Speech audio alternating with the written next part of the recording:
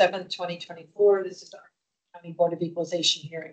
There are 6 cases on the agenda and 7 members present. So let's start with the first item, RPC 1800362 at 1321 Beach Street. So David Conklin is representing the owner. You can start your minutes and tell us about the property.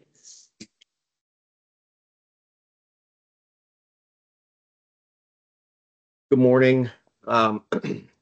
The property is known as Avalon Courthouse Place. It's a mixed use, well, slightly mixed use high-rise multifamily building with 564 units and 2,400 square feet of retail. The current assessment is $247,070,600. We are requesting $223,442,000 even. Obviously, we've discussed this in the past, so I'm not going to belabor or take too much of your time. The main difference in our valuation as opposed to the county's is the cap rate that is being used. We're approximately 100 basis points above what the county is utilizing. We've reviewed sales in Arlington as well as third party research. We're obviously, as previously mentioned, we've been active in the market, so we're pretty familiar with what the current cap rates were as of the first of the year. Just one point to something that the county brought up regards to our sale or our sale in Tyson's Corner, Avalon Park Crest. I think in one of the memos it said it sold in November of 2023. It transacted in November of 2022. At that time, it did sell for like a 4.5 cap. However, as we all know, the Fed wasn't done raising rates. They started in March of 22, and I believe they finished in July of 2023. So we were, call it in the middle of the game from that perspective. So that had at that time cap rates hadn't fully flushed out in terms of where market transaction would be at in terms of a cap rate. Again, we just don't see any support for cap rates, in the area that Arlington County is utilizing for multifamily, and we request approximately $223 million for the property. Thank you. Thank you. Ms. Shuttlesworth for the county, please. Yes, good morning, everyone. Mr. Conklin provided pretty good description of the property. I don't want to repeat his words. I will just add that the amenities include fitness center, resident lounge, courtyard, and the outdoor pool. So for this case, I'm going to even include the test columns. As the board can see in our column D1, our NOI that we used in our 2024 analysis is over 1 million below the NOI they reported for 2023. Our effective gross income is over 1.5 million below from what they reported in 2023. I did include the test columns after all, just for the transparency purposes. I just wanted to talk a little bit about the OPEX. As the board can see, the admin expenses jumped by over 17%. And I reached out to Mr. Conklin, and he explained that this is largely attributable to expenses related to bulk telecom expenses. This is the new program they just recently signed up for. Those expenses also have associated income. On the income side, you can also see that the other income also jumped significantly. So I wanted to point it out. If you look at our cumulative tested NOI in column F1, we're still significantly below from what they reported in 2023. We stabilized OPEX, and Appellant also stabilized their own OPEX, as you can see in the cumulative projections. They stabilized OPEX is at $3.612 million. Our is higher than that. We projected $3.651 million. So again, the apartment income we tested in column F is way below from what the property experienced in 2023. And with much higher OPEX than we used in our analysis, that tested cumulative NOI is still significantly below from what they reported. So the issue here is the cap rate. They, again, bringing up three comparable sales. One is Jasper Columbia Pike. The second one is the sale that occurred in February 2024, and that is the Point at Falls Church. They also bringing up one of their very own properties again, Ava Ballstone. To my knowledge, there was no settled sale, and to my knowledge, there was no ratified contract associated with this offering. And again, they other property from the very own portfolio, that the property that sold in Tyson's Corner, it did sell in November 2022, 2 months prior to January 2023. Produced the cap rate of 4.5%. That was the very own sale, as Mr. Conklin mentioned. Our cap rates are expressed in ranges again. When you look in our guidebook, the cap rates are not stated as one single number, and they vary depending on the location, they vary depending on the effective age, and the type of the property. And this is a well-established property. They have a strong NOI that's been increasing for the past 2 years. The vacancy is below 4%. That is it. I am open for questions. Okay, thank you both. Questions from board members? Mr. Matzke. I have two questions for the appellant. The first one is this new telecom package that we heard about and read about. Is there a profit-making opportunity there for the owner, or is it purely a pass-through? We make a profit on it. Good. A second question, as a non-resident. Second question, on your cap rates on in the package we received on page 3, and the department just, of course, went over this. The first two are real sales, first two properties. And one is cited 5.5 cap, the other one a little bit higher, 5.9 cap. And neither are metro accessible. Both are a little bit newer than the project we're discussing right now. But the project, this one in Courthouse, is more urban and, as I said, metro accessible. And most, not all people would find it superior, given that they've kept it up, have to compete with nearby multifamilies. But so, and the department caps this place out at 5.45. Awfully close to 5.5. So I don't see, is it not loaded? What's your contention here? Yeah, the 5.45 that the county utilizes is loaded on that spreadsheet of the two sales really, and then the asset of ours that we took to market that did not eventually sell. Those are unloaded cap rates. So that's the difference there. What's the tax load? 3/4 of a point, or it's like $1 and what 1 point? What was the tax rate last year? 1.03 or something. It was a 0.25. That's exactly what it is. Okay, thank you. Yep. Other questions? No. Okay, Ms. Shuttlesworth, if you take a minute to wrap up, please. Again, for our cap rates, we use third-quarter publications. We used the information that was available to us during our 2024 analysis and information published after 2024 was not considered, but it will be considered in our 2025 valuation.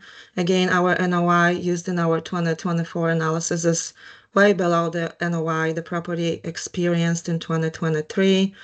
And this is again very well established property. Income has been increasing. The vacancy has been declining. And I asked the board to confirm the subject's assessment at $247,070,600. Thank you. Thank you. Mr. Conklin, if you take a minute to wrap up, sir. Sure, thank you. Again, it's just the difference in valuation is really just the cap rate. I think Arlington County completely missed the mark as of 1/1/24 with what was actually occurring in the marketplace, and therefore think should be reflected in the assessment. Thank you. Thank you both. All right, it's just some of the board members. Ready. Mr. Mendez. I think considering that the county used lower NOI than was reported, it may be up. Okay, fair assessment. Mr. Lawson. Yeah, this case just shows the magnitude of cap rate. And you got $1 million less, and yet it caps out at 23 million more. And I know that the board's not willing to change cap rates for a project of this nature. So given that, I think, I mean, there's nothing wrong with what the county did. I agree with that. The difference is not only the cap rate, I think obviously the numbers are, there's a big difference in the county used to. Our numbers are down, for instance. Yeah, I'll make a motion that we confirm the county's 2024 assessment and $247,070,600. Do we have a second? Mr. Hoffman, second. All in favor? Aye. Opposed? Okay, unanimous. The county is confirmed at $247,070,600. Thank you. Next case is Economic Unit 1801603A at 2700 Clarendon Boulevard. Mr. Conklin, you can start with your 8 minutes and tell us about the property. Thank you again. The property is known as Avalon Clarendon, located in the middle of Clarendon. It's a 300, built in 2001, 300 units even. The current assessment is $145,477,700. We're requesting $125,738,000. Again, I'm not going to waste your time. It's solely based on cap rate. We feel that Arlington completely missed the mark when deriving their cap rates for 1/1/24 and 1/1/23 really.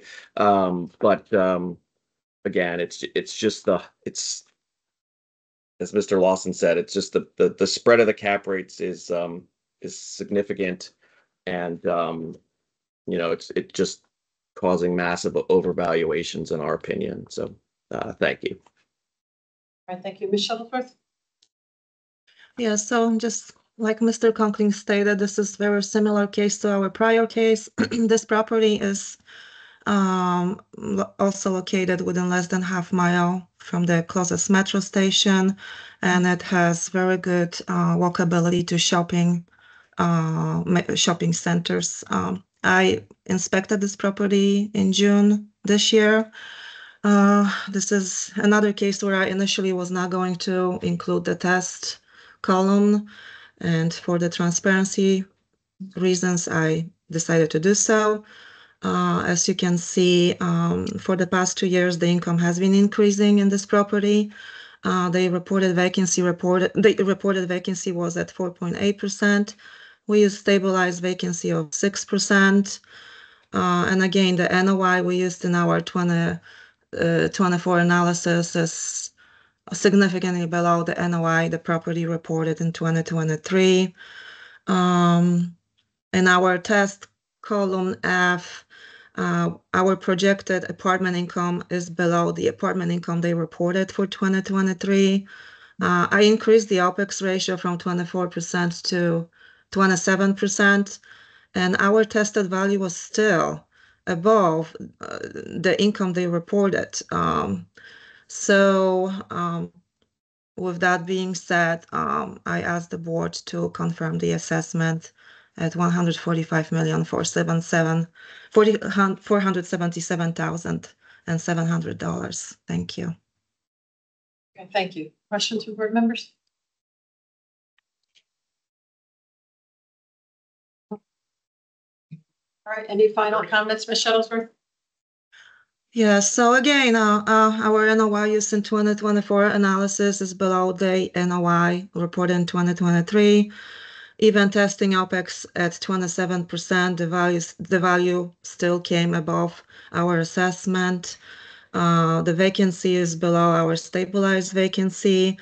There's a good walkability to metro station and shopping. The assessment only 2.35%, while the NOI increased by over 7%. And I asked the board to confirm the subject's assessment. Thank you. Thank you. Mr. Conklin, if you take a minute to wrap up. Nothing further. Thank you. All right, thank you. Okay, it's just among the board. Mr. Yates? The only thing I'm fine with it, given the NOIs. The only thing I thought the county is a little thin on expenses, what they gave them, but I'm fine with confirming. Mr. Raskin? My comment is exactly what I didn't say on the last one, the last case, because there's such similar properties in so many ways, but I'll say it here because it's a little bit more egregious. The appellant's suggesting a 12% decrease in a very stabilized, very successful, upwardly trending property. And it's just not credible. Whereas the department's pegged it at about a 1% increase. That's, to me, overwhelmingly credible. I just would agree with Mark expenses, but I really like the numbers of the test, and that is considering 7% expenses, which is the same range. So considering that, I think the current assessment is fine. Yeah, I mean, I agree. It was the first thing I looked at. The expenses seemed really low, but when you look at the test, Yeah, made up for it. Numbers for it, yeah. And guess what? The valuation went up. You know, even so, the valuation went up. I have a question. I want to make sure that appellants here that we're talking about, where is the speaker? Is it up there? Oh, good. Okay. Or heard, or the transmitter. Yeah, I want to make sure they hear. It's a little muffled. We should speak up just a bit. No, I never have that problem. All right, then I'll go ahead and move to confirm the county. 145, 470. Okay. In the first, okay, all in favor? Aye. Okay, it's unanimous. The county's confirmed at 145,477,700. Thank you, everyone. Thank you. Mr. Borman and Mr. Carlton. Or Mr. Borman, I'm sorry, Mr. Harmon. Sorry. Which case? Which case? Which RPC? Next RPC on the agenda is 34006020, 2900 Crystal Drive. Mr. Harmon, you can start with your 8 minutes and tell us about the property, sir. Yes, thank you, Madam Chairwoman, members of the board. Rob, good morning. This is 2800 and 2900 Crystal Drive. This property is 2 buildings connected by a shared atrium. The NLA is just under 340,000 square feet. This property was 43% vacant as of the date of value. We inspected this property last November and observed multiple floors that are ghost floors. These are floors that are leased, but have not been occupied for months or years. This is space that is known to be vacating, as no potential buyer would impute these tenants as renewing their unused space.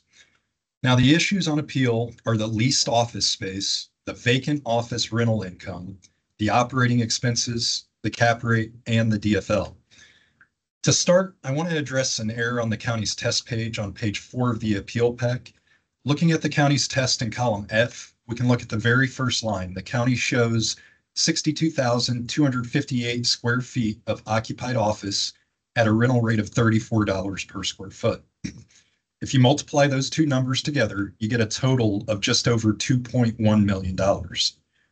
If you look at what the county's test column has imputed for that, it's $2.8 million. So that's about a $700,000 difference due to what appears to be a mathematical error. Next, looking at the leased office space, you can see on the owner's certified rent roll dated January 1, 2024 on pages 107 to 110 of the board pack that the total occupied space of the property is 190,612 square feet. This is comprised of 189,000 square feet of leased office space and 1,500 square feet of retail space. Looking at the county's test on page 4, we see the county has imputed income on 195,000 square feet of space as leased. This overcounts the leased space by 5,000 square feet. The county provides a detailed test on page 5 of the appeal pack, but this test column, this test page, doesn't match what's on page 4 of the test column. The test column on page 5 incorrectly imputes income at $34 per square foot on 20,000 square feet of space that isn't actually leasable at the property. This error leads to the exact same discrepancy as the test column on page 4 on the county's test column. It's nearly $700,000 in income that's attributed that should not be. Now, I also want to point out on this case for the leased office space, you can see that both the current assessment and the county's test column incorporate the county's standard concessions methodology of deducting 10% from the top line income. So I do want to point that out and mention that I appreciate the county being consistent on their review of this property. This is an example of where the test column is consistent again with the assessment methodology of amortizing concessions over the course of the lease. Next, the county imputes $52,000 of income on the occupied retail space at the property. However, the retail space is a small cafe that serves the handful of tenants that are in the building. The cafe paid no rent in 2023. The cafe is not required to pay any rent through March of 2025. Even when the lease stipulates rent payments begin from the cafe, they're set up on a percent rent basis. So we don't really know how much they're going to pay. It's probably not going to be much once they do start mid-2025, given that it's less than 60% occupied. A large amount of that space is ghost floors. So the amount of tenants coming in day to day is less than half of the building. So $52,000 for that retail space, that's income that was not achieved, will not be achieved for at least another year. And even at that point, it's highly speculative. Next, the assessment assumes operating expenses based on what the property has actually incurred when it has been at less than 60% occupancy. This, of course, is inconsistent with how the assessment has treated income. The assessment grows income as if the building is 72% occupied. In order to be consistent with income and expenses, we either need to use actual income and actual expenses or 72% occupied income and 72% occupied expenses. We provided an operating expense study of all office properties we represent in the county that were at a stabilized occupancy of 70% or higher for 2023. This study is provided on page 153 of the Wilkes Artist Board Book that we provided at the beginning of the year.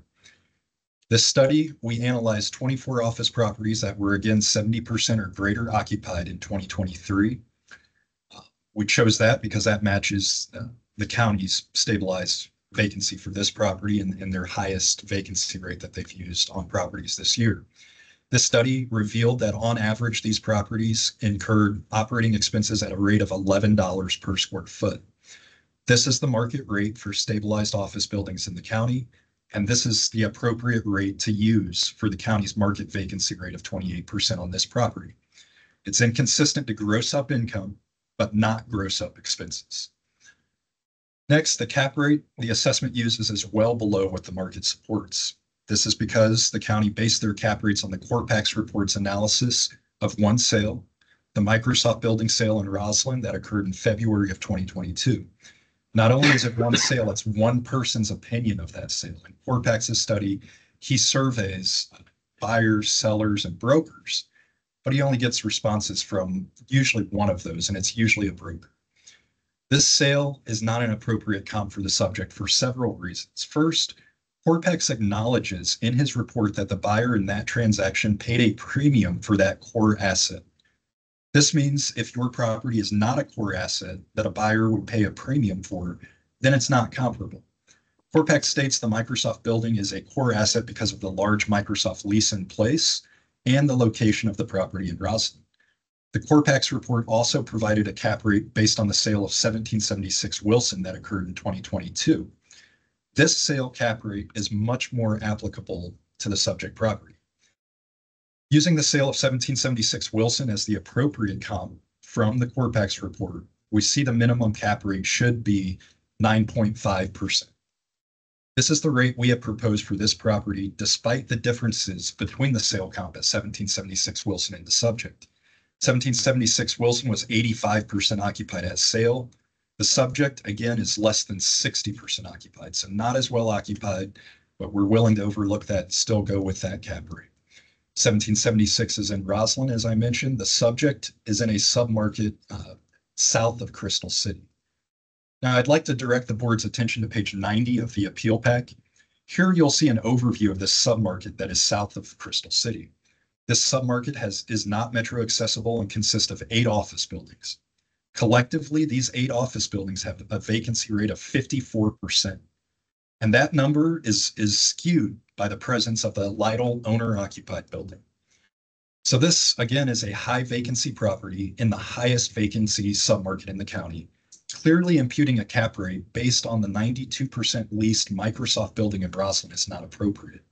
Additionally, a high vacancy adjustment should be included, as is done in Fairfax County, where a high vacancy adjustment of 50 basis points is made to properties with vacancy between 40 and 75%. Thank you. Okay, thank you. Mr. Peralta for the county, please. Yes, thank you. For this case, I did look at the rent rolls that were provided, and I went painstakingly through these rent rolls over and over just to make sure my numbers were correct. I'm confident with my numbers. In fact, if you look at how the history shows the property being, I guess the total NLA over the years, you'll see that there's varied responses or varied indications of what the total square feet is. In fact, in 2022, the 350,401 square feet was agreed upon in the 2023 review, where in the pro forma of the appellant column G, they cited the same square feet as I used as in the 2022 assessment. 2022 INE column C. I did, however, change that upon review in column F, and I would like to note that it does match the 348, 389 as shown in the INE that was submitted. You'll see in our test column, in our test page, however, page 5, that is indicating 348, 389. I believe that there's a difference there because of the square footage for the storage. Now, you'll see that there's income that was shown on storage, line item 4 in 2022, and then again in 2023. And I did note in the reconstruction that 1,210 square feet indicated the amount of square feet that I believe that was associated with that storage. In addition to that, what you'll find is in my original assessment, I used 8,992 square feet of unleasable square footage. That's where I found in the 2022 rent roll that was indicated there. Now, 8,992 square feet was unleasable in 2023. I'm sorry, in 2022. And then in the most recent 2023 INE, it changed to 8,740 square feet. So I would agree that the square footages are all over the place. I even looked at the 2022 INE. They reported a total of 350,401 square feet. That's page 27 of 143. And then in 2021, they reported 345,669 square feet. That's page 44 of 143. And then at page 100 of 143, no total finished square feet was indicated. So I did my best. I'm happy to walk the board through the rent rolls that I've shown here in the later pages, but I believe it's a good indication of what this property can achieve based on the rent roll that was provided. When looking at the overall, actually the comment that Mr. Harmon made that he believes that I did make a concession adjustment to the rents, I didn't. What I did was copy exactly what was done in 2023 in the original assessment, and because at $34 a square feet, it achieved a NOI that was much greater than what I originally assessed. I didn't bother increasing the rent because based on the rent rolls that were reviewed, the average leases for the two buildings were $37.43 and $39.92. Now, had I inputted that in my test column, the board would look at that and say, well, how are you, thinking that this project can produce more? But in fact, they do have a higher average. I just didn't want to, make it seem unreasonable in my test column to show that this is the case. When looking at the other pertinent information for this property, I did view the comps that the appellant did show on page 90 of 143. And I did a summation of what those properties that they felt was comparable to this property did show. And in fact, the per square foot asking rate of all 7 properties were at $36.75. So I believe that the initial assessment of this property is low comparatively to the properties that the appellant believes is comparable. And also with that, I did take a look at the expenses of all 7 properties. And the average expenses that I found, there was an average of about $8.12. We're assessing this property originally at $8. We're sticking with the $8. The appellant believes it should be $11. Now, if we're using the comparable properties as a comparison, I believe $8 is sufficient enough, and $11 I think is egregious. When we're looking at the final, I guess, component in the cap rate, we spoke about this yesterday, where the Corpac study was a resource that we relied upon and we took in consideration. What Mr. Harmon didn't point out is that our ranges that were provided by Corpacs were 6.91 loaded on the low end and 7.56 on the high end. Our range for our guidelines are 7.5 and 9.7 on the high end. And so we're well above what the recommendation was for our, for Corpacs. In addition to that, I don't want to be a dead horse, but because of the vacancy adjustments that we afforded all properties in Arlington, we added additional 3%. And as a result, the net effective rent for this property at $34 as a base comes out to $24.44 per square foot. And so we're essentially giving a discount based on our guidelines because of the guidelines in place.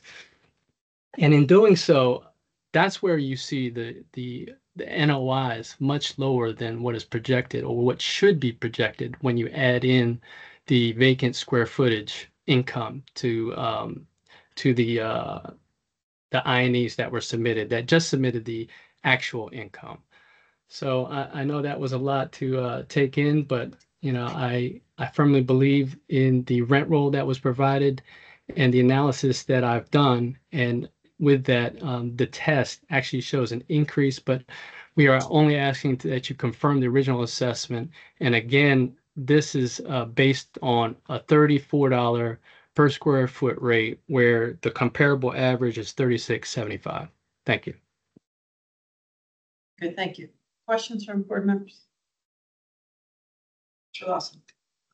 Yeah, Jordan, on the below the line reduction on your column G1 for tenant improvements, you've got 6,202,557. Does that include that leased but vacant space? No, that does not. That's a rate of $115 per square foot across the excess vacancy of 54,000 square feet.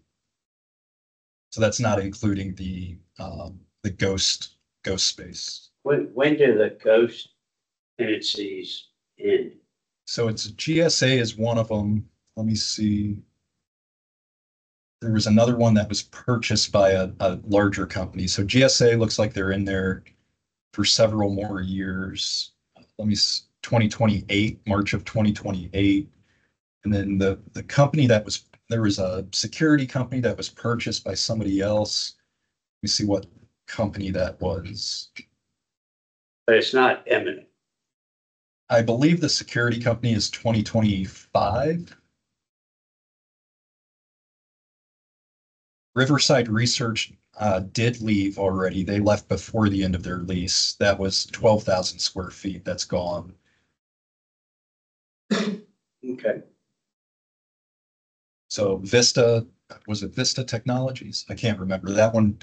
I'll have to check to see which tenant was bought out by a larger company and is going to vacate. But I do know Riverside Research left before their lease end date. So, but to answer your question, our tenant improvements is at a rate of $115 per square foot.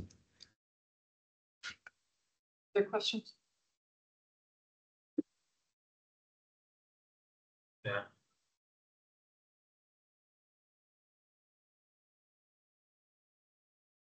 Any discussion? All right. Mr. Peralta, if you take a minute to wrap up, please. Yes, thank you. I did take a look at the leases in place. GSA has a lease until 2031. There are other leases until 2028. Now, I believe that, again, we believe that this assessment is undervaluing what is actually there in the project as far as achievable rents. Again, the averages for both buildings, one was at 37.43, the other one was 39.92. I'd like to remind the board that at $8 a square foot, that is the average, that is with the associated comparables. And again, our cap rate study has been shown to be within the range that was provided to us. Thank you. Mr. Harmon, if you take a minute to wrap up, sir. Yes, thank you. So I just want to reiterate, column F, row 1 has a math error. $34 times 62,258 square feet is just over 2.1 million. The county has imputed 2.8 million for that line. The operating expenses Mr. Peralta cites for those comparables, those properties are on average 54% vacant. We're imputing income as if this property is only 28% vacant. So those sale comps, you need to adjust them upwards again. This seems to be a recurring issue. You have to gross up, know what you're looking at. Same thing with the Corpex report. The county fails to follow the dictates of the Corpex report, which states real estate tax reimbursement income should not be included in NOI. Once you make that adjustment, that's an additional 50 basis point add-on to the Corpex rates, which shows the county's range is well below the Corpex range. The Corpex range, again, that's a Microsoft sale. That's the low end of the range that they're hanging their hat on. Thank you. Thank you both. All right, it's just among the board. I'll just start. I agree with the appellant on the one point that he made about the error in F1. I mean, I heard Mr. Peralta many times say, the rent, in all my study, my review, there should be at the $34, and it's at $44.86. Yeah, I did the math on that. Yeah, I did the math. Okay. It should be $2,116,000 772. Well, it's both rows, 1 and 1A. Both of them don't jive between the test and the original, but they almost offset each other. One's too high, one's too low in the test relative to the original. And the difference is that it should be $60,753 more income in the test. Yeah. So the office is way low in the test, but it's made up for, I'm saying it differently, the same thing differently, but it's much, much higher, but $60,000 or so short in the vacant office. Originally, it was egregious. I only did row 1, but then I saw the other one seemed screwy as well. So in fact, I just had a number and I just erased it, but it's about it. Can I go forward? Yeah, no, I mean, I did it just with the adjustment on the office rent. Yeah. Which to me. Again, it was the same error in vacancy, not identical, but just, again, the math didn't show up. Go quickly and look at. No, I did. 1A. Like I said, I did that. I 1A. went by 676, 498, kept everything else the same and including the below the line deductions, and it caps out at, after the deductions, 59,877.5. I did something similar, but I don't know if this is correct. I took out the retail income and I got a similar number, 59,232,200.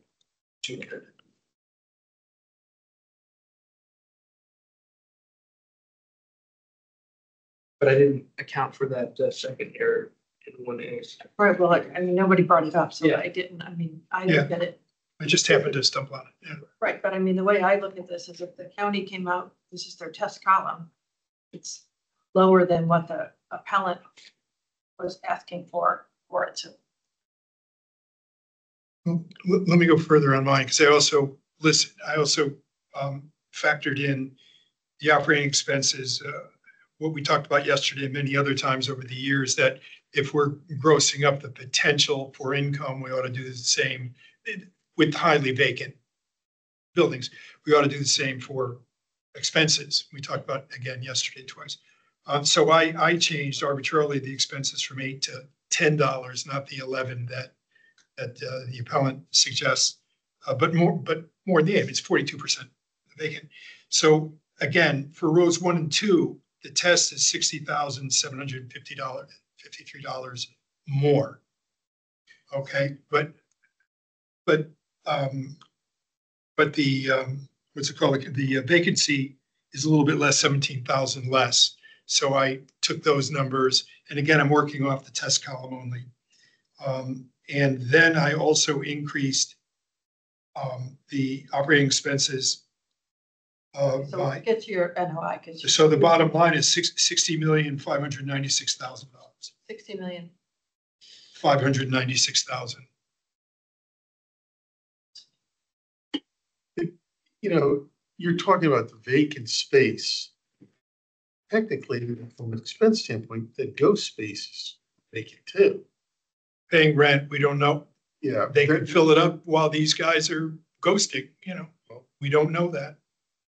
Right? I'm not, you know, as long as they're paying rent, they count this year or as of 1/1. That's my opinion. That's my experience. I like your number. Yeah, I mean, I think 187 a square foot, depending on what square footage you use, what the county had probably higher than what it would go for if it hit the market, since we're seeing buildings like this at 100 to 150 a square foot.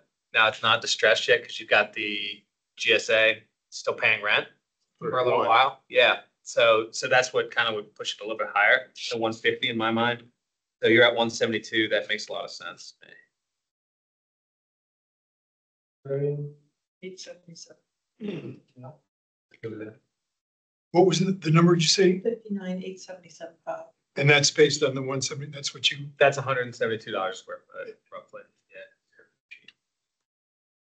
Where did you get that 59 number? I guess I missed. I didn't hear you say that. I'm sorry. So I adjusted. I lowered the rent, the office rent, by 676, 498, And I left everything else, the vacancy, the expenses alone. I did a lot more machinations and came up with almost the same I know, number, that's so what I'm happy. you were losing me in the description and I was just like. Well, I was trying to I be agree thorough. with whatever you're saying, because you're really. Because it's so, and back to you. It's a good exercise. Yeah, no, it was. It's a good check of the check. Yeah. Our own little test. So are you okay with I did the same, but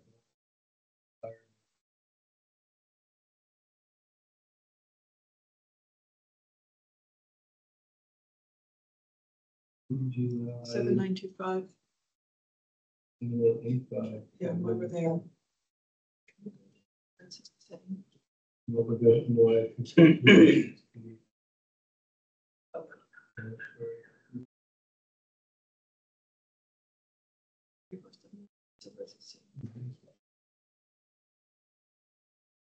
I like my number because I did it. That's So fine. I'm good. Yeah. All right. I mean, I don't think With 60,000. 60,000. Okay, then everybody's okay with this? Okay, then I'm gonna move to reduce the assessment to 59,877,500 based on adjusting the office rent back to the $34 in the test column. A second. Okay. And then second by Mr. Miranda, all in favor? Aye.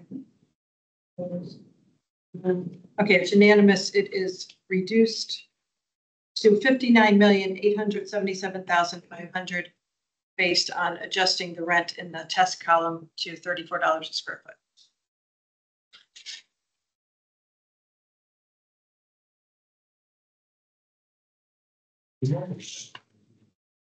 I know. Thank you. All right, same players, RPC 1406077 at 675 North Randolph Street. Mr. Herman, you can start with your 8 minutes and tell us about this. Yes, thank you. So 675 North Randolph, this is a 353,000 square foot office building in Ballston. The issues on appeal are the operating expenses and the cap rate. To start with the operating expenses, this property in its first full year of operations under current ownership saw an increase. The first 2 years saw an increase in operating expenses from 2022 to 2023 of 4.3%. The assessment assumes operating expenses will decrease in 2024 from their 2023 levels. Essentially, the assessment assumes that January 2024 expenses will be lower than those in January of 2023. February 2024 expenses will be lower than February 2023 expenses, and so on throughout the year. We know this is not the case in the market. What we have done on our stabilized potential column is to grow the actual 2023 operating expenses for this stabilized building by 4.5% to account for anticipated 2024 expenses. Next, for the cap rate, we know from the sale, the county's provided 2024 sales in their presentations before the board. We know from the sale of 1201 Wilson that even for stabilized properties, the current guideline cap rates are too low. 1201 Wilson was 98% occupied at the time of sale, and the current guideline cap rate was 150 basis points below what the sale cap rate was for that property. This analysis employs the county's own stated cap rate methodology that is on page 4 of the guidelines. Applying the county's cap rate methodology to the 2022 NOI of the property shows us again that the guideline cap rates are about 150 basis points below what that sale was. This explains the $34 million discrepancy between the assessment of that property and the actual sale price. This analysis is provided on pages 22 through 24 of the Wilkes Artist Board book that was provided to the board members at the beginning of this year. So the guideline cap rates are too low for even well-stabilized properties, as we see from the sale of 1201 Wilson. Our proposed cap rate is over 60 basis points below the Corpac sale cap rate of 1776 Wilson, that was a 92% occupied property. As it stands, the county's cap rate is below the low end of the Corpac's range that corresponds to the sale of the Microsoft building in Roslyn. That sale cap rate in the Corpac's report, once adjusted as the Corpac's report states is required by adding the tax rate, and an adjustment is made for the real estate tax reimbursement income, That low end goes to 7.37%. The current assessment uses 7.1%. Now, I want to go into this in a little more depth. So if I may, I'd like to share my screen and just go through the Corpax report to show you what I'm looking at. And so here's the first page, the cover page of the Corpax report. Now, here's the intro letter. So page 1, right after the cover page. Very first paragraph, you see the adjustments that Corpax states are required in order to use his conclusions. You can see highlighted with appropriate adjustments for the tax load. That means you have to add the tax rate, load the cap rate. An OAR selected from within the range indicated in our conclusion may be applied to the market-derived NOI of typical office properties in each jurisdiction, excluding real estate tax reimbursement revenue and expenses. Now, why is that important? That's important because the county does not do that. They do not exclude real estate tax reimbursement revenue and expenses. Rather, they include that in NOI. So those are the two adjustments we need to make to Corpax's conclusions in order to apply them to the county's guidelines. We need to add the tax rate. We need to make an adjustment to account for the inclusion of real estate tax reimbursement income.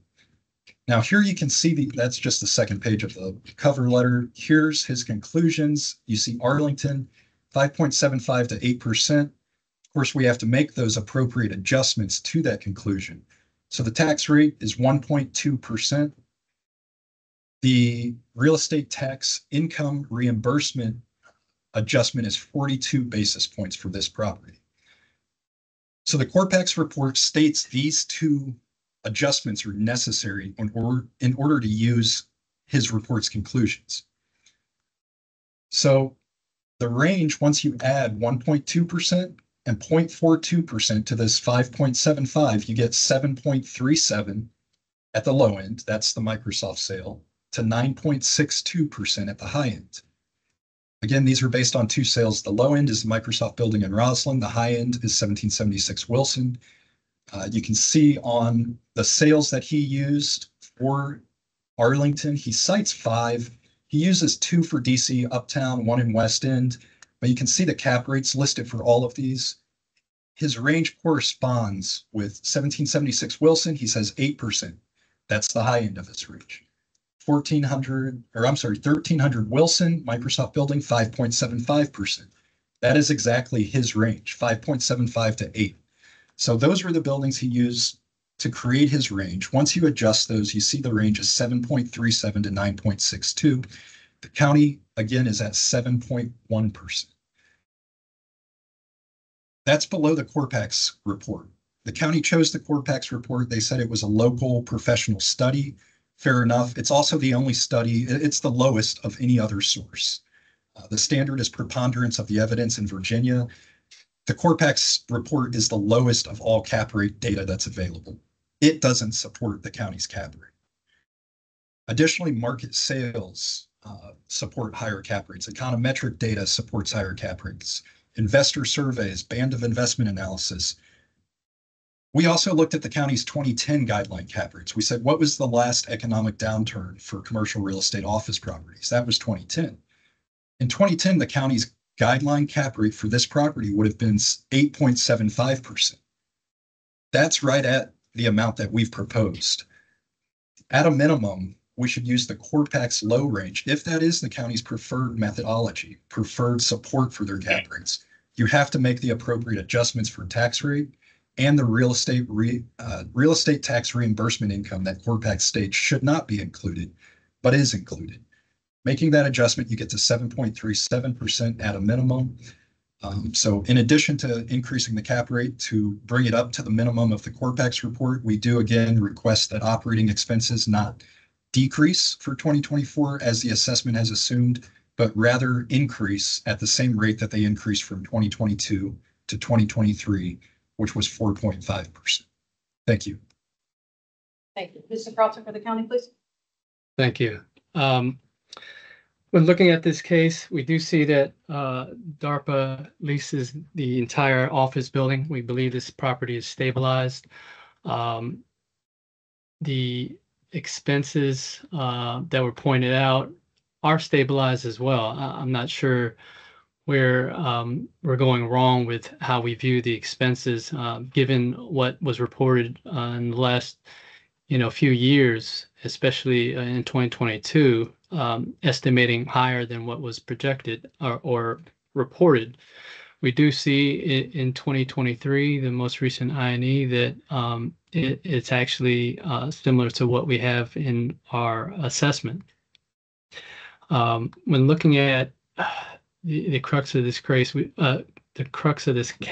do see that again, Mr. Harmon is pointing out that we're only relying on the CORPAC study, and that is not the case. We do use it as a resources. Our ranges don't match the CORPAC's study rates. They are above it. It's a source that we consider, all information provided, and we leave in the tax revenue and historically have when analyzing NOI and cap rates. And so when looking at this case, it's a highly stabilized, high credit-worthy tenant in the building. To say that this property should have changed in assessment because, it's fully occupied, nothing material has changed. We did show a decrease from last year of 12,900,100, and that represents a 6.5 decrease when a property didn't change material. The tenant in there is, again, well-stabilized GSA tenant, and the stabilization is shown in the historical information that you see. With that, I ask that you confirm this case. Thank you. Thank you both. Questions from board members? Mr. Metzger. Question for the department.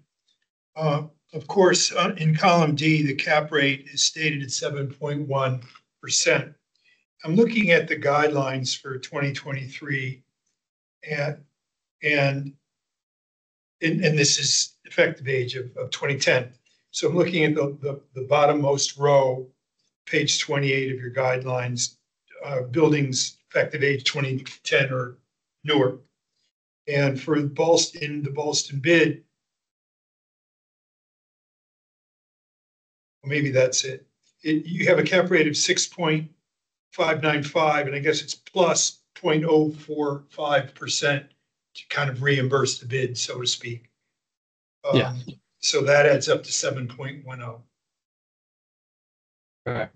It must. Okay, I didn't see that top row until now. Great. So all of it confirms and aligns. Thank you. Any other questions? Mr. Hoffman? Yeah, in the package, I only found an INE from 2022. Has there not been one submitted for 23 or 24? There should be a 2023 INE. Let me see. I'll double check. So how the county prepares these packets is they put our appeal after what they have. So they put a page that says appellant's information, but that's not the appeal that was submitted that's initially shown. They do their historical documentations, then our appeal begins after that. So our appeal begins on page 40, and there's a 2023 INE provided on page 41, right after our pro forma. It's in there. Got it. Yeah, I was usually the first one is the most recent, and it's not that way. This way It's backwards. Yeah, it's backwards. Yeah, so that was submitted, and we have it in order. It's just the county puts their own appellant's documentation before our appellant's documentation, I guess, if that makes any sense. Yeah. I mean, on this case, really what I was looking for is if anything had changed in the tenant's expiration date. It's a single tenant.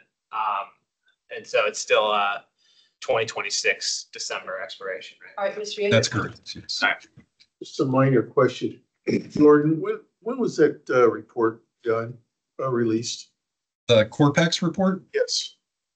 I believe he conducts it in June and July, and I think it's published. I'll have to double check, but I want to say September. Maybe the county can. Oh, it's dated October 6th of last year.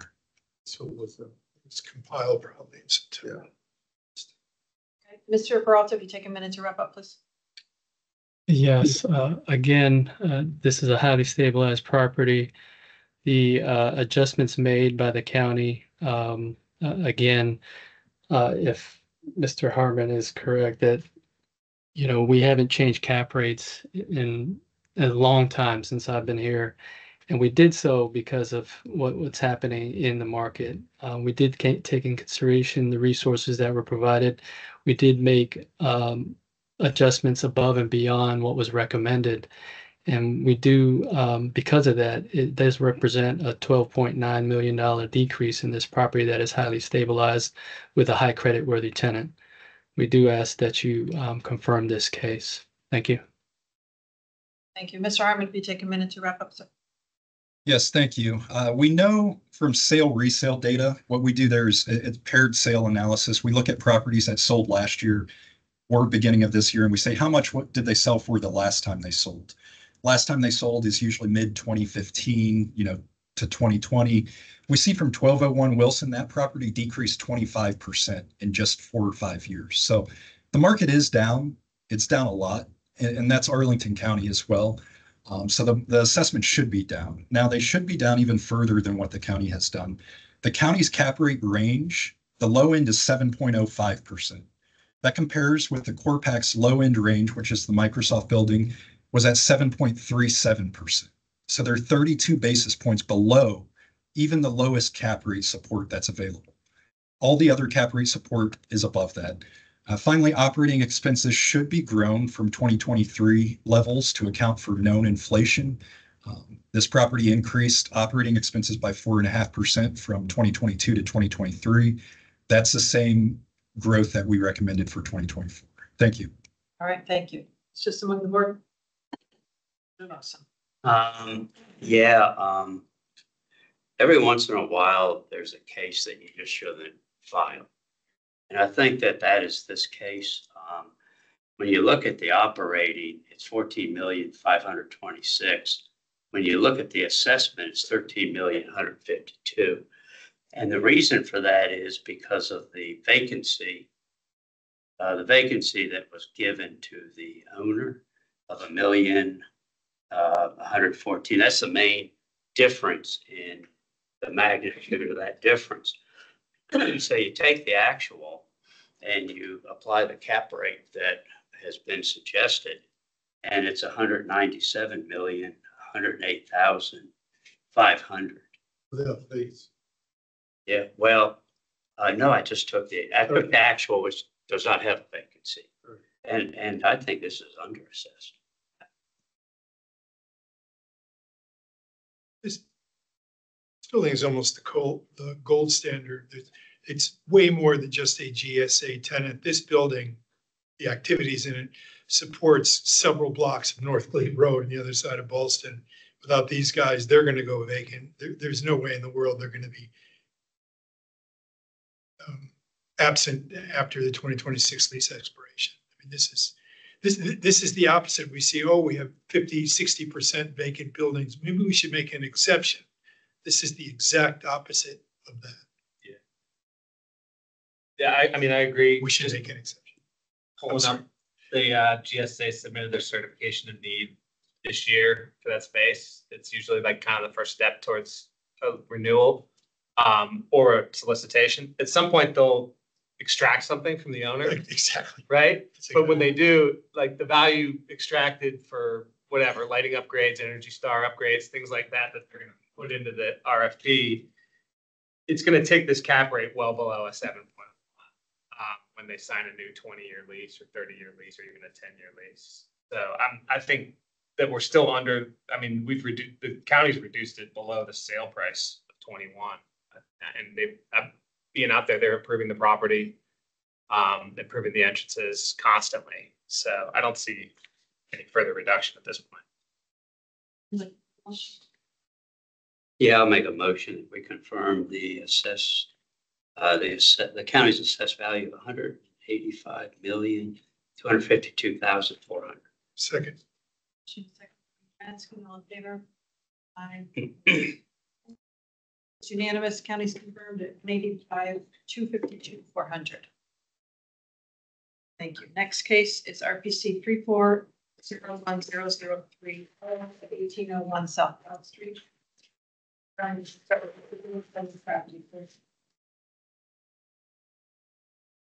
Yes, thank you. So this is the Bloomberg building in Crystal City. It was built in 1968, and the owner reports 25% of the leasable area is not being used, is vacant.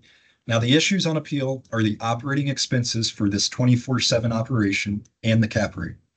This property, as I mentioned, is home to Bloomberg Industry Group.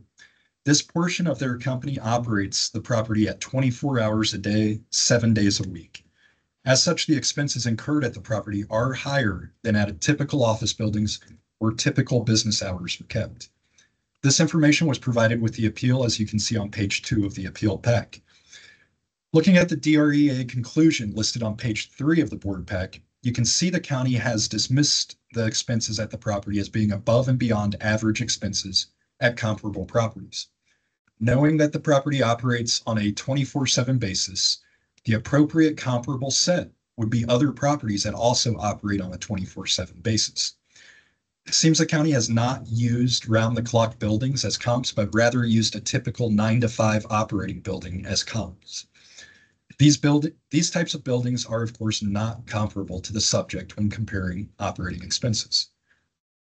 Now, turning to the operating history of the property on page 4 of the appeal, we see that the county has imputed operating expenses at $13 per square foot in column D.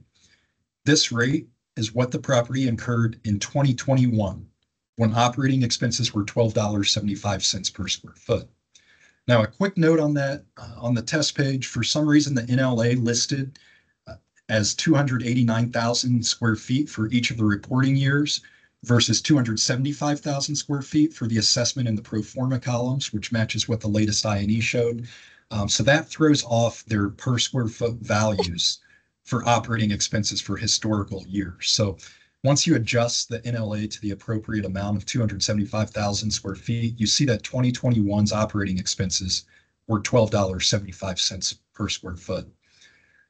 So if we make that adjustment to all the NLA on the historical operations, 2021 again was $12.75 a foot. 2022, as they started coming back to the office more, this property did have a lot of COVID precautions, a lot of limitations associated with that. So 2022, it started to get back up and running again. Operating expenses went up to $15.23 per square foot.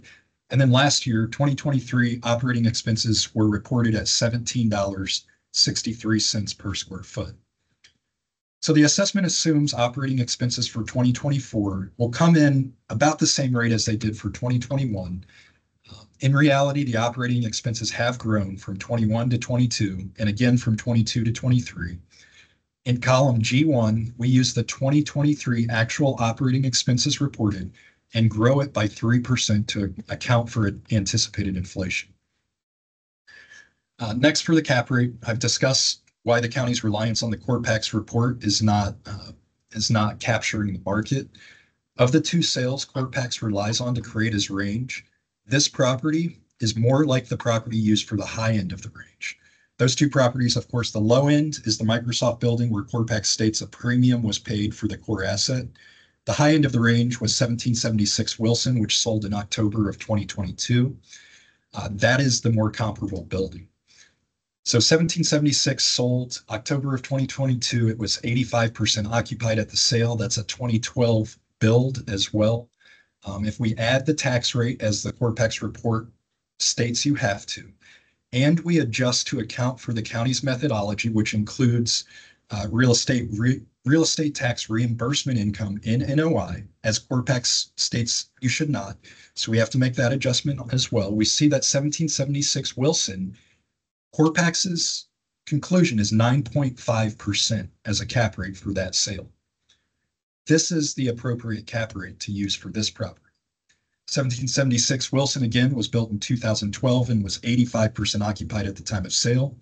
The subject was built in 1968, has about 25% vacancy actually in place at the property. Even accepting that 1776 Wilson is a better building than the subject, it's newer, it's better located, better tenanted. The CorePax cap rate for that property was at 9.5%. That should be the minimum that is imputed on this property. Now, again, the standard of proof in Virginia is a preponderance of the evidence. Here, in addition to the county's own preferred data source, the CorePax report supporting higher cap rates, We also see that investor surveys. We have a local investor survey, the Delta Associates Market Maker Survey of DC region investors, the PwC Institutional Survey from Northern Virginia office buildings, and the RERC survey. These all support higher cap rates, as does econometric evidence, sales in the county, and band of investment analysis. We've provided this analysis across the first 45 pages of the Wilkes Artist Board Book that was provided to the board members. Again, preponderance of the evidence, there's simply no support for the county's cap rate range unless you take the low end of the Corpex report and fail to make the required adjustments outlined by the report, which of course isn't a valid use of that report. So just to summarize, this is a 1968 building that operates around the clock 24/7 to support the tenants. Operating expenses as a result are higher than comparable 9-to-5 properties that do not operate on extended hours. With that, we request that the operating expenses be increased to reflect what's actually been incurred at the property over the past couple of years, and that the cap rate be increased to at least reflect the Corpex's report analysis of 1776 Wilson Boulevard. Thank you. Thank you, Mr. Pearl. Thank you. As Mr. Harmon stated, this property is somewhat unique in the operations of it. In looking at this property and dissecting exactly the differences that the county had originally in the assessment versus what the history has shown, and also the comparison of what the appellant feels should be the expenses is quite different. I've tried to highlight exactly what is, the main differences from year to year, and you'll see that there's a staggering increase that I see with payroll from year to year. If you compare previous years to the most recent payroll for this property, the payroll has tripled over the years, and that's, to me, kind of out of the ordinary. I don't really see that with any other property with respect to how the expenses change from year to year. The miscellaneous expenses, we do see up and down, things that have been done to the property. I would like to point out, however, that in years from 2019 to 2023, again, we have this property at an original condition. The capital improvements done to this property have been in a total of $6.988,400. And so they've ingested almost 1.6 every year from 2019 to present day 2023, and we still have this property at original condition. Again, this is a owner-occupied building. Another thing that strikes me when reviewing this property, I believe this has been appealed on previous years as well. This owner-occupied space, it increases in 2021 in 2021 rent roll, and then decreases in 2022 rent roll. I'm not sure whether, how to treat that. It doesn't appear that it should be changed because it's 100% owner occupied, I believe. And in CoStar, there are no listings to even, market that whatever the square footage that they believe is vacant. When looking at this even further, we do see that there's a difference in square footage that is projected. When we're looking at the original assessment, we were at 275,206, and the most recent INE, and that's on page 65 of 83, if anyone wanted to reference that, they're showing 289,046 as the total square footage for this property. So that's a difference of 13,840 square feet that the county is not accounting for in their assessment.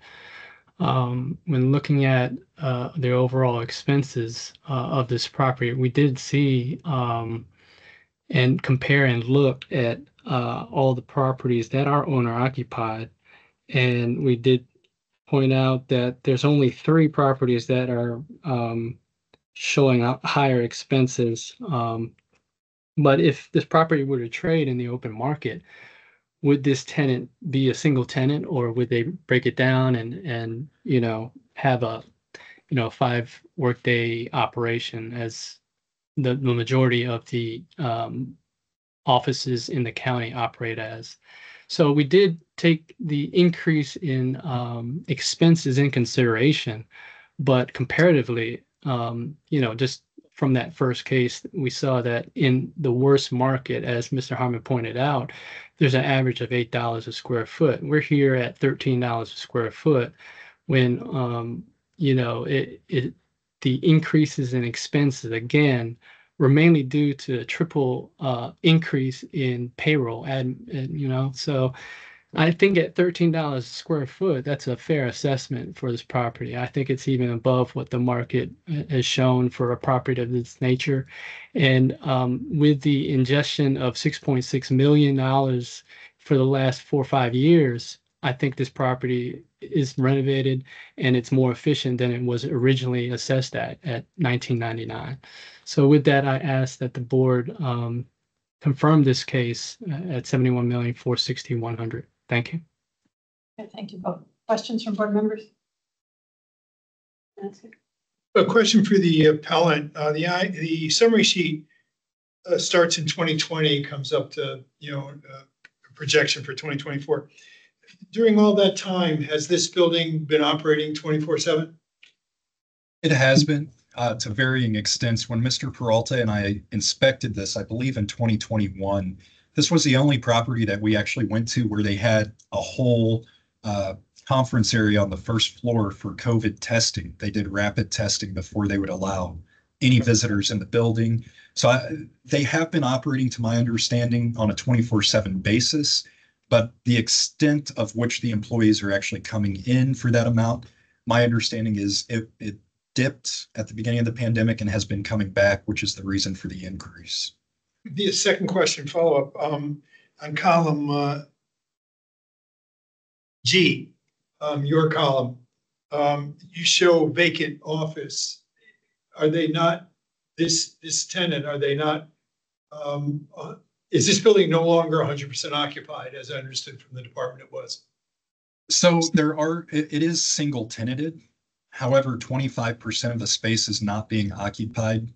But we've argued that, as Mr. Peralta said in the past, and since it's not being aggressively advertised, it is a highly secure facility. And so the type of tenant who could come in is limited for that factor. And so we didn't contest the 8% guideline legal reduction for vacancy. So, it's in that gray area. They're not using 25% of it, but for all intents and purposes, we're not going to contest that on. But they are paying for 100% of it. Is that correct? No, they're not. It's owner occupied. So. Oh, that's right. Yeah. Okay, Yeah. questions? Thank you. Mr. Peralta, if you take a minute to wrap up. Yes. Again, the differences in the original assessment versus what the most recent I&E shows, a difference of 13,840 square feet that isn't accounted for in the original assessment. Again, this property has been updated $6.9 million in the last 5 years have been ingested as capital improvements. The only real difference in expenses is mainly due to the admin payroll. I did recall during the inspection that because this is sort of like a news anchor owner, that the property was very busy, as I remember. I didn't see any material difference between other properties that were vacant, but I guess Mr. Jordan can speak to that. But I do think that this original assessment should be supported and confirmed. Thank you. Thank you. Mr. Harmon, if you take a minute to wrap up, please. Yes, thank you. So page 65 of the appeal shows the 2023 I&E. You can see clearly leasable office area is listed as 274,000 square feet. What Mr. Peralta is citing is the total building area. He's trying to muddy the waters with core factor and non-leasable area and say we didn't count it. Of course, it's not leasable. It shouldn't be counted. The county cites properties that are over 50% vacant as comparables for operating expenses. Those aren't comparable. I mean, this property is, for all intents and purposes, fully occupied. It's operating 24/7. It did take a dip when the pandemic hit. They had all the testing. As that's come back, the expenses have gone up, as is to be expected. Finally, the effective age on the assessment is 1999. The county has made effective age adjustments. If they meant to assess it at the actual age, as the agent stated, that would be a cap rate of 9.543%. So we'd be okay with that adjustment if that was a mistake on the assessment. Thank you. Okay, thank you. All right, it's just among the board. Percent I have a- reduction Yeah, from last year. pretty generous. It's generous myself. Yeah, because it's an incredibly stabilized building. I mean, it's like the last property. Though I want to just make one comment on operating expenses. I agree to an extent, not fully, but to an extent with the appellant's contention. I don't see how it goes up from 2022 to 23 by, I have the numbers here, 14%, and then projecting to 2024 another 8%. But I do think that it should be close. The 2020 January 1st, 2024 assessment ought to be, the operating expenses ought to be closer to what they actually achieved in 2022. Get that right? Yeah, in 2022. And I can short circuit this. I thought the operating expenses ought to go up $1 to 14%. I am sympathetic that the operating expenses were largely driven over these last couple of years by a very large admin expense, not the entire payroll, just the people supporting the workers who are making or reporting the news, hopefully reporting more than making. So again, I didn't know that it should go up to equal to 2022 because of that bump in admin, but it ought to go up from 13. I don't agree with the appellant that this is pegged at other similar buildings that aren't operating 20. We're seeing that at $10, not 13, not 14. But I thought a case was legitimate for 14, so I did the dollars on that. You know, capping it out and all that kind of good stuff. But if you're gonna go with the actual, don't you also go with the actual occupancy? Which is another reason to raise it up from 13, because they're not, as they've reported, they're not 100% fully occupied, only 75%. But we're supposed to pretend, but it's owner occupied, legitimately that it's operating as at a more robust occupancy rate. See, they're And getting it's what we've been talking about lately all the time. 40%.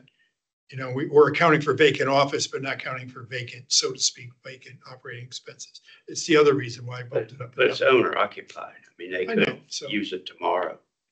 I guess the point I'm making, Ken, is. But they're not. I'm only talking about operating expenses. expenses. You have this deduction of the 790. Yeah, but everybody gets it. That's a guideline policy. Right, but it's not real. And if we're going to go with real, I mean, you're saying let's go with the actual instead of the guideline. But here we're going to go with the guideline. No, I'm not going with the actual. Well, again, they project $18.18. I think that's too aggressive for sure. I thought I was being conservative, going from $13 to $14. Again, with a 13% reduction, I'm not interested in doing that. Yeah, because it's so stabilized. Yeah. Well, then maybe I'll be outvoted, won't I? But I just. I had $1 in expense difference, but then when you really look at the NOI, they're dropping the value on it. They've got, it's a By 13%. Yeah. And they're they're not using 25%. But they're not reporting the revenue from it. It's 100% owner occupied. Are they actually? Yeah. Because of the security, because of the nature of business, they probably don't want it there. So that's. No, that's- yeah, it's like saying that it's a 2-bedroom house because you're not using the 3rd bedroom. Right. You know, Yeah. It's their building. It's a business decision. Yeah, sure. And the county's dropping the I- value quite a bit. I will say, maybe this is just myself, but I think that the expenses probably are accurate. And I don't think the county should say, well, you know, gosh, it went up an awful lot. I'm just not gonna pay attention to it. But I do think that, you know, I mean, on one hand, we're saying, let's go with the real, but over here, let's keep the policy. And I think you've got to, if you're going to go with the real, go with it totally. And if you're going to go with policy, go with it totally. Don't pick and choose. It's kind of where I am. Guess I'm in between both. I did both tests. Instead of the 14 that you used, Ken, I used a little more aggressive 15 on the expenses. I wasn't gonna go 1450. I was trying to be have, conservative. Expenses of 4,119,000. But I also changed the net leasable area because 2020, 2021, 2022, it was 289,000 square feet. And all of a sudden, 2023 it drops down to 275,000. So I used the 289,000 square feet. So by making those two changes, I come up with a final value of 70,111,873. Drops down a little bit. But I didn't think it was enough to change. I'm okay with the current estimate. But my test, you know, looking at both figures, it drops down a little bit. Well, I thought on the square footage, the county changed its position on counting court factor, you know, reception area, elevator shafts, bathroom. You know, they didn't bring it up, but that was my interpretation. That's why they dropped it down and got more, which is appropriate. It's non-leasable. And then of course here, because it's owner occupied, lots of times the court factor is still factored into the amount of leased space. Yes. You have 1,000 square feet, but you're paying for 1,100 or whatever. So, you know, I gotta say, I think the guidelines say if you've got a good occupancy factor, nonetheless, you get 8% off just generically because it might bump during the year or last year. We're smoothing it out. I find that completely defensible all the time for everyone. And just to respond to what you said. Yeah, no, I don't think they're picking and choosing. Just that's the rule for everybody. Bloomberg could sign a lease tomorrow and sell this building for $100 million, right? That wouldn't putting no further improvement into it. They haven't. Okay, with where the county's at. Yeah, so we got a lot of different approaches. Favor? Aye. Opposed? Good, that's fine. 6-1, the county's confirmed at 71,460,000. And motion to be seconded, and Ken is enough. Okay. Okay, the final case on the agenda is RPC 16027030 at 1901 Fort Myer Drive. Mr. Harmon, you can start with your 8 minutes and tell us about this. Yes, thank you. So this is 1901 and 1911 Fort Myer Drive. This property consists of 2 operating office buildings. The property has a site plan approval to construct 516,000 square feet of office, 273 multifamily units, and 148 hotel keys. That site plan expires, I believe, in mid-2025. Now, this property sold November 14th of 2023 for $52 million. Article 10, Section 2 of the Virginia Constitution states that all assessments of real estate shall be at their fair market value to be ascertained as prescribed by law. Virginia law defines fair market value as the price a property will bring when offered for sale by a seller who desires but is not obliged to sell, and bought by a buyer under no necessity of purchasing. In this case, the Virginia legal description of fair market value was met. It was a transaction between a seller who desired but was not obliged to sell, and purchased by a buyer under no necessity of purchasing. We provided details of the sale as confirmed by the listing broker. This is provided on page 2 of our appeal, which is, it ends up being page 131 of the board pack. Marketing of this property, to summarize the sale, marketing of this property began in early 2022. Teasers were sent to more than 5,000 qualified bidders. The initial call for offers returned 10 bids. Best and final offers were requested from the 3 best offers. Penzance, the current owner, their winning bid was the best offer received. The November 14th, 2023 sale price of $52 million is the best indication of the fair market value of this property, as the sale meets the definition of fair market value under Virginia law. Now, in the county's response to the appeal, they note that the sale was late in the year, late in 2023. It was over 6 weeks before the date of value. However, that doesn't hold water as to why the assessment should remain at the elevated level and not come down to $52 million. There's no exception that allows assessments to be 25% greater than the sale price just because the sale occurred 6 weeks prior to the date of value. By law, the assessment's date of value is January 1, 2024. It's not at some point in 2023, wherever the county deems it should be. It's January 1. In this case, the county did have an opportunity to correct the assessment, even if the assessment was made before the sale. Fair enough. Upon appeal, the county had an opportunity to review the sale and correct the assessment. Instead, the county has chosen to stand firm on the current assessment. I'm not really sure what grounds that's based on. Their support is a couple of sentences at the bottom of page 3 of the board pack. In these 3 sentences, as I stated, first one says it's a November 2023 sale. We've addressed that. The county also states that the 2024 assessment represents the total development value as the site plan suggests. I'm not entirely sure what that argument means. This is maybe the county trying to argue for uniformity.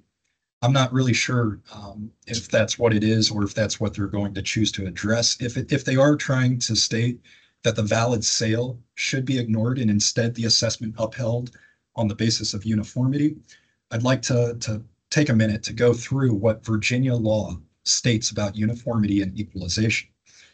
So first, going back to Article 10, Section 2 of the Virginia Constitution, this states that all assessments of real estate shall be at their fair market value. Further, in Board of Supervisors versus Donatelli and Klein, the Supreme Court of Virginia stated that this is when uniformity and fair market value come in conflict. The Supreme Court stated in this case, the preference for uniformity must stop short of assessments at greater than fair market value. The court in this case goes on to state that thus, in the name of uniformity, the county's model can produce assessment values that are greater than actual fair market value. That's exactly what we see here. We also see this routinely with cap rates. The county's assessments are greater than fair market value, but because the cap rate's too low, and the county seeks to justify them on the basis of uniformity. This case, Donatelli and Klein, clearly states that uniformity is not a safe harbor to assessments that are greater than their fair market value. Next case, in Smith v. Covington, the Supreme Court of Virginia states that property in any taxing jurisdiction may not be assessed in excess of and without relation to its fair market value as required by the Constitution in an effort to satisfy uniformity. This is stating the same principle. Uniformity, equalization, not a safe harbor to assessments that are in excess of fair market value. Finally, in Honeywell v. Hopewell, the Supreme Court of Virginia, and all these cases also we provided in the Wilkes Artist Board book. I believe it's page 45 or 46. So Honeywell v. Hopewell, the Supreme Court of Virginia held, it seems logical to give fair market value priority to the extent that uniformity and fair market value cannot both be accomplished in an assessment. So again, all 3 of these cases, summarizing them, essentially state that Virginia law, when uniformity and equalization cannot exist along with fair market value, then uniformity and equalization have to go by the wayside.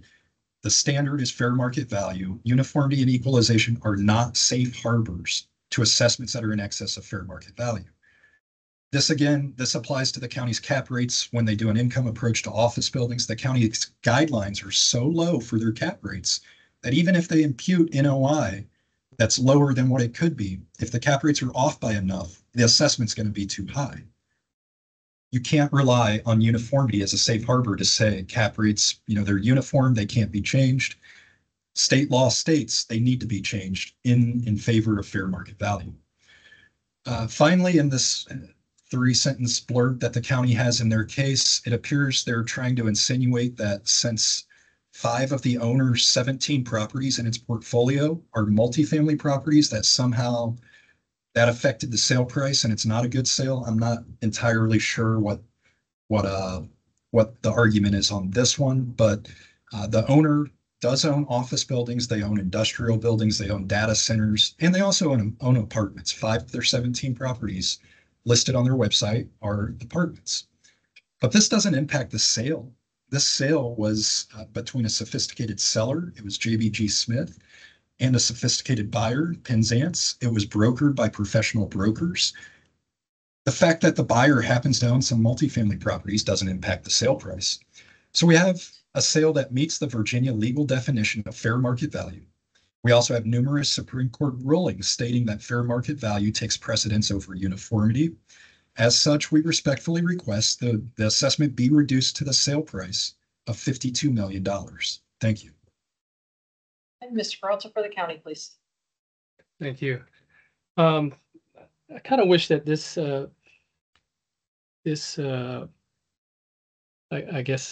case was heard prior to the cases last week, where I guess the the land was at stake or was being voted on those cases in that same general area in Roslyn. What is unique about this sale that I believe is that, again, it was, as Mr. Harmon stated, a late sale. In order to do a very thorough land analysis of the properties, of Arlington, it would take more than just one sale. Let's just put it at that. Before this, we always thought that the land in the county was undervalued. You see the increasing land for the residential side, and then on commercial side remain unchanged for a long period of time. And what we're not building is more land in the county. So I believe, especially in the Roslyn area, it comes at a premium. So what could have caused this, valuation or this sale of this property? One can look at, equity and see how the county has assessed this property, and it is equitable among all the different site plans that we've seen. It's at $65 a square feet, based on the office portion, the hotel apartment. You'll see all the different parameters that are associated with this total valuation of $64 million. What Mr. Harmon and what I initially didn't see was the fact that the building or buildings are still in operation. In fact, you'll see that over the course of 20 to 2022, there was 2.2 million in gross income in 2020, 5.2 million in 2021, and 4 million in 2022. So one would think, as JBG, as the owner, previous owner, as selling this off, they would say, no, this is an asset. This is a building that, the county is only assessing at $1,000, but yet year over year, we're having, income provided by these tenants in place. And the tenants in place that I see in the rent roll, they have tenancy up to 2032, and that's 8 years from now. And that is the majority tenant holder in the building, in the one of the buildings. So to me, instead of, just a background with JBG, we all know that they're giving up the majority of their position in office and, concentrating in the Crystal City market and ingesting another 40 million into these amenitizing, just having one amenity, sort of a building or a space to be shared amongst the other office buildings. So they're putting all their eggs in one basket. So to get an influx of 52 million to pay for the 40 million that they're ingesting, I think would be motivation enough. I think instead of a attribute to say, I'm sorry, to say that, we want to sell this property at what the county is assessed at. The buyer in turn is looking at this, and you have to figure out what that intent is as the buyer. And Penzance, and they've done this in other properties. You see that there was a purchase in Boston. Their intent is to convert that property into an apartment, and it's widely known. And this property is actually almost really close to another property that they're converting as well. So the intent may be there to not hold on to this as an office. So as the buyer negotiating with the seller that doesn't want to be in the office market, the buyer, if I was the buyer, I'd say, you know what, my intent is not to hold on to this property for another 8 years. That to me is a detriment. So maybe this cost or this valuation or this purchase price is a reflection of that, where they're saying, we have to get rid of these tenants. We have to buy them out of their leases for another 8 years. We can't do what we want to do for the next 8 years, perceivably, unless we find an alternative to lease other space to them, which they don't have a huge portfolio in office in Arlington. So I believe that there's more to it than a sale. And based on that, that's where we kept our valuation as is, because there still needs to be more research done on this. Had I been a fly on the wall during the negotiation process or the final, if there's more details provided, sure. I don't know if anyone on the board has more insight than we do, but I would think that holding on to these leases is a detriment to the intent of Penzance. Thank you. Okay. Questions from board members? Mr. Metzger. Yeah, I've been following these buildings for a long time. Got a couple questions. First one is for the department. Who applied for and got approved this site plan? Was it JBG or Penzance? JBG, I believe, and it was stalled for years on end, and for whatever reason, they didn't, go forward with it. And I did want to point out that there is a telecommunications lease on this property. And I find that unique because there was another property in Crystal City upon inspection that the manager had mentioned that because that lease was in place for so long that they couldn't do much to the building as far as renovating and bringing it up to amenitize it because of those communication fiber optics in the building. And, with this lease in place, I think that I can't speak. We can do an income approach. It comes out to about $7 million based on 2023. That was my next question. Did you do a test I&E on this, Rob? I did not do a test. But your argument is that this is a valuable building sitting the way it is.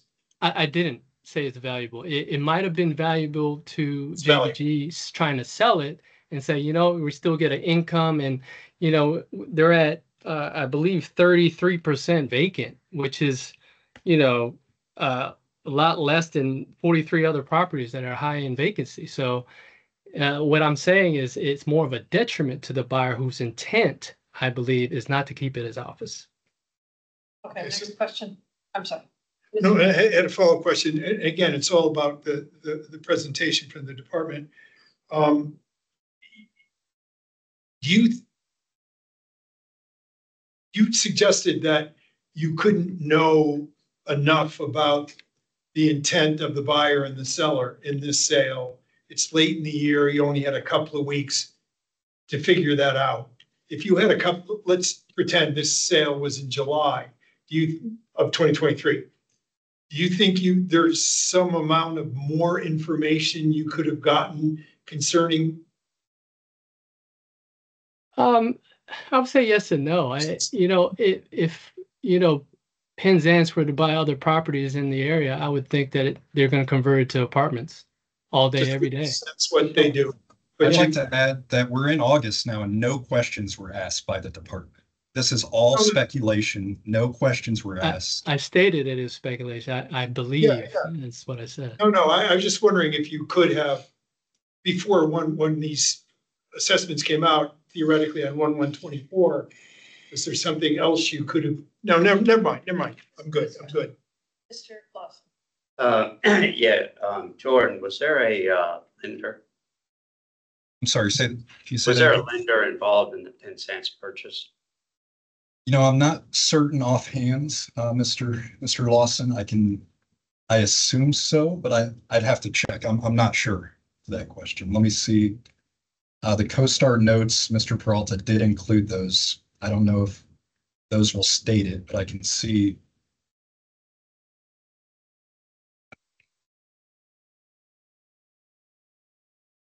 Any other questions?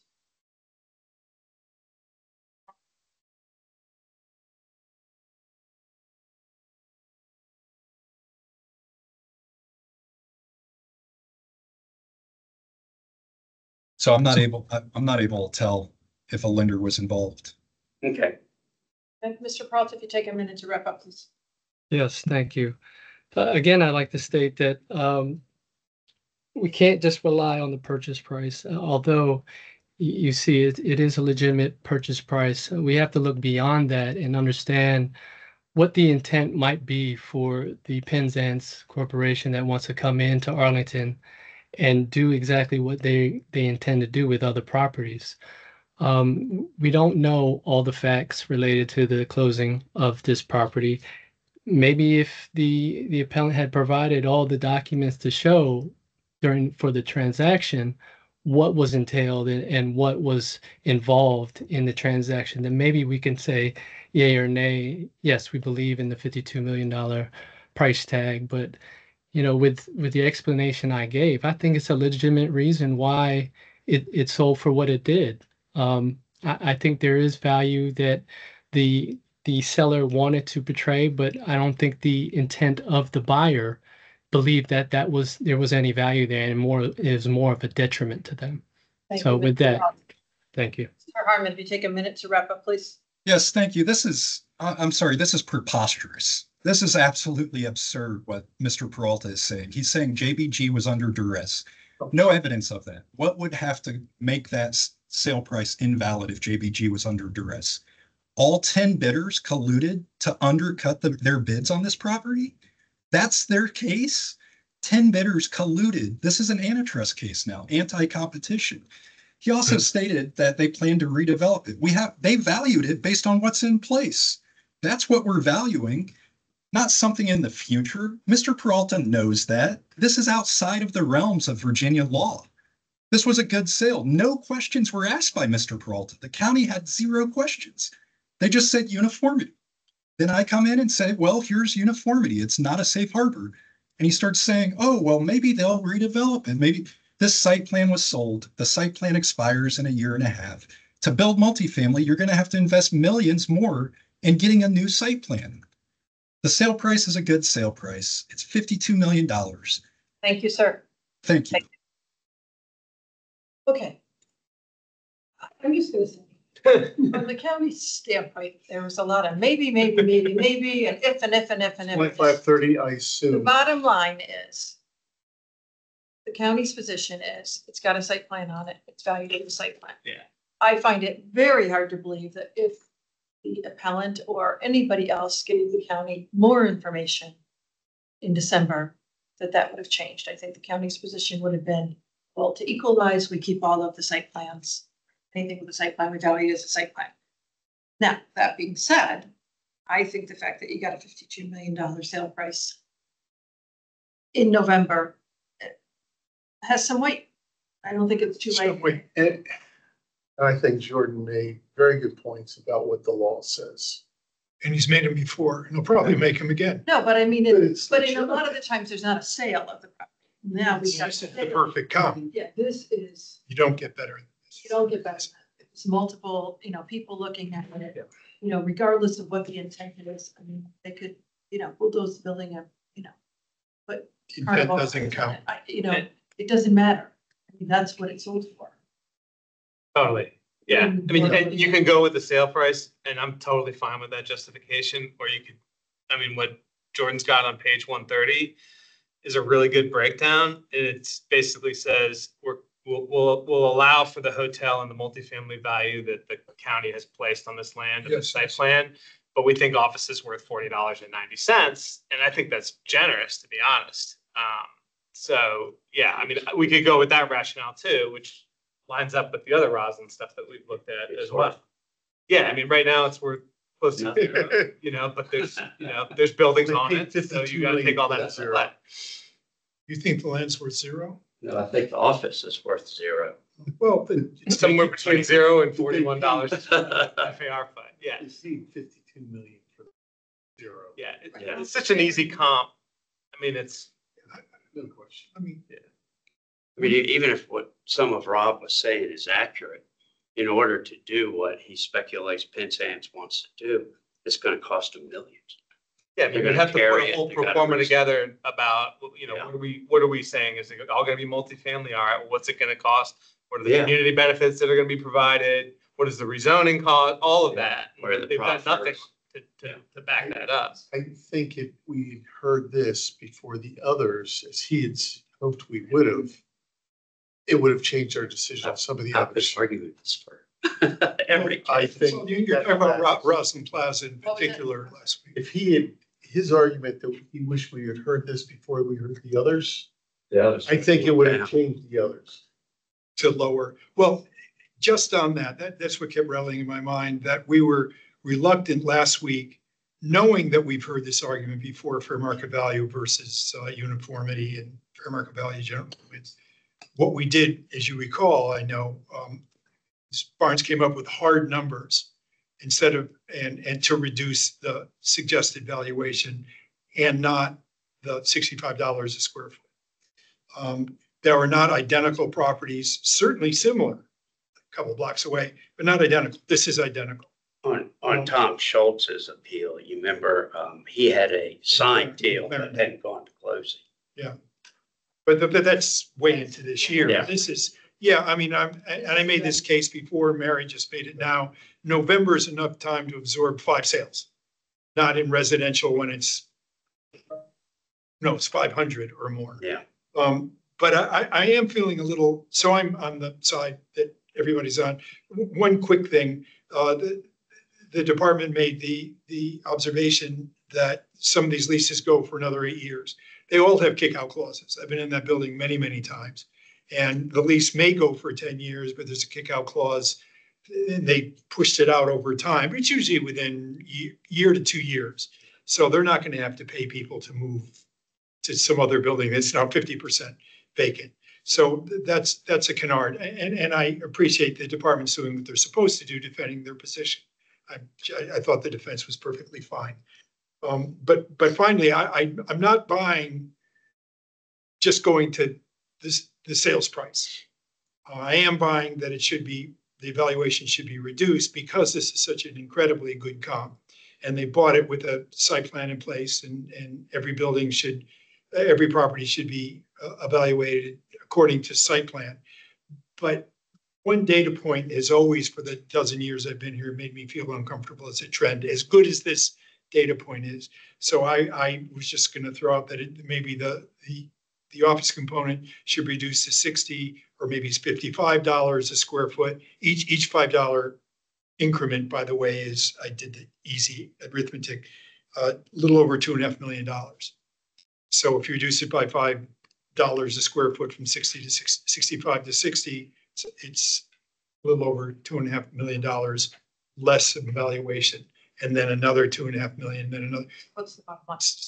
Well, I'm just throwing it out. I would like to reduce it to 60 or 55, maybe even $50 a square foot, but not $40 and change a square foot, because there are other comps out there that suggest that it should be much higher than $40 a square foot, regardless of what Greg just said.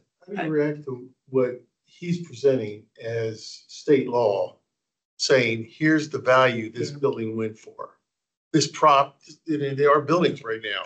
And even if they change it, they're going to have to go through the expense and the time, which is gonna be considerable.